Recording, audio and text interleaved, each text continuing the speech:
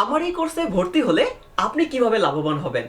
প্রথমেই বলিনি, তারা একদমই লাভবান হতে পারবে না যাদের শেখার প্রতি বিন্দুমাত্র ইচ্ছা নেই এবং যারা কঠোর পরিশ্রম করে এবং ধৈর্য নিয়ে লেগে থাকতে পারে না।